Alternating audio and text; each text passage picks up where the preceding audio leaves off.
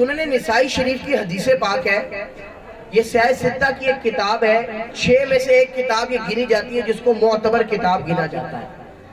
تو آتا ہے صحابہ کرام علیہ رضوان نے عرض کی، یا رسول اللہ صلی اللہ تعالیٰ علیہ وآلہ وسلم، والدین کے چلے جانے کے بعد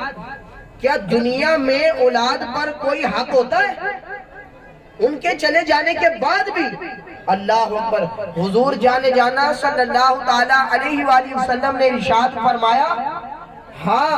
ان کے دنیا سے چلے جانے کے بعد بھی صحابہ کرام علیہ رضوان نے عرض کی، یا رسول اللہ صلی اللہ تعالیٰ علیہ وآلہ وسلم، وہ حقوق کیا ہے جن کے والدین اس دنیا فانی سے چلے گئے؟ ان کے لیے بھی یہ ہے۔ تو آپ سب نے ان 5 حقوق کو ادا کرنا ہے، تبھی اس کی برکتیں ملے گی، کیونکہ ہم حضور کے فرمان پر عمل کرنے والے ہیں، حضور کی سنتوں پر عمل کرنے والے ہم ہیں، تو انشاءاللہ اس کی برکتیں بھی پھر ہمیں ہی ملے گی۔ حضور نے فرمایا 5 حق ہیں۔ پہلا حق یہ ہے اولاد کے لیے کہ وہ اپنے والدین کا نماز جنازہ خود پڑھے،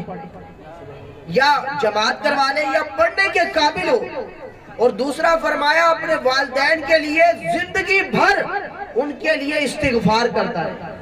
ایصال ثواب کا اہتمام کرتا رہے، پڑھائی کر کے ان کو بخشتا رہے، ثواب پہنچاتا رہے۔ حضور نے یہ دوسری چیز ارشاد فرمائی کہ اپنے والدین کے لیے استغفار کرتا رہے۔ اور تیسرا حضور نے ارشاد فرمایا کہ جو والدین کے دوست احباب ہیں، ان کے دوستوں کی ان کے مرنے کے بعد بھی اسی طرح رسپیکٹ کرے، عزت کرے، جس طرح جب اس کے والد صاحب زندہ تھے، اس کی والدہ زندہ تھی، تب جس طرح وہ ان کی رسپیکٹ کرتا تھا اسی طرح ان کی آج بھی عزت کرے۔ تو یہ اولاد پر ایک حق یہ بھی ہے تیسرا۔ اور چوتھا حضور علیہ السلام نے ارشاد فرمایا کہ جو والدین نے وعدہ کیا ہے اولاد اس کو پورا کرے۔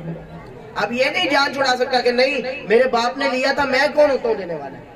باپ نے تو ایسا نہیں کہا تھا جب تو چھوٹا تھا، جب تیرے لیے وہ صبح سے لے کر شام تک بیچارہ لوگوں کی باتیں سنتا تھا، وہ دھکے کھاتا تھا، تب باپ نے تو نہیں یہ کہا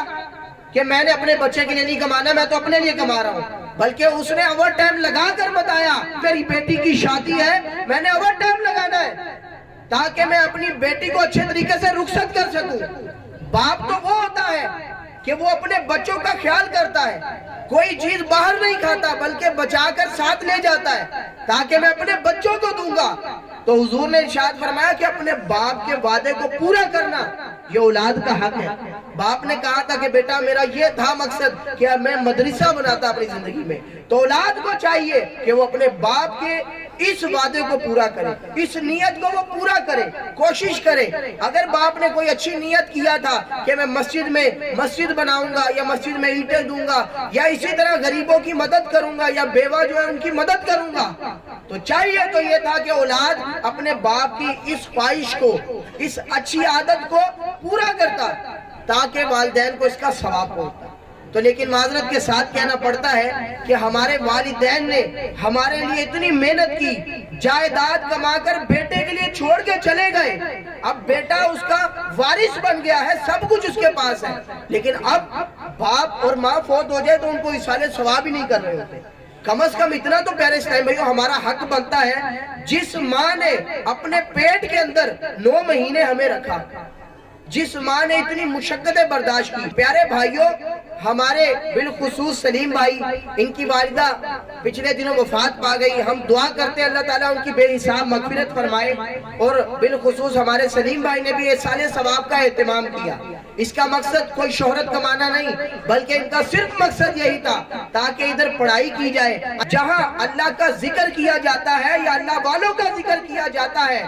آتا ہے روایات میں وہاں پر رحمت کے فرشتوں کا نزول ہوتا ہے اور وہاں پر سکینہ نازل ہوتا ہے۔ اور سنیے حضور نے آخری چیز ارشاد فرمائی، اولاد کے بالخصوص کے 5واں کام اس کے لیے یہ ہے کہ جو رشتہ داروں کے ساتھ اس کے والدین کا پہلا اچھا سلوک تھا ان کے ساتھ ویسا ہی سلوک رکھے، یہ نہیں ان کے مرنے کے بعد اب ان سے کسی سے ملے بھی نہ، رشتہ داروں کے ساتھ لا تعلقی کا اعلان کر دے، اس طرح رہے، تو ایسے بندے کو معاشرے میں اچھا بھی نہیں سمجھا جاتا۔ تو پیارے اسلامی بھائیوں، ہمیں چاہیے کہ ہم اپنے والدین کے جانے کے بعد اپنے رشتہ داروں کے ساتھ بھی ویسا ہی سلوک رکھیں، ان کا ادب و احترام کریں، ان کی عزت کریں، تو انشاءاللہ عز و جل ہمیں اس کی برکتیں نصیب ہوں گی۔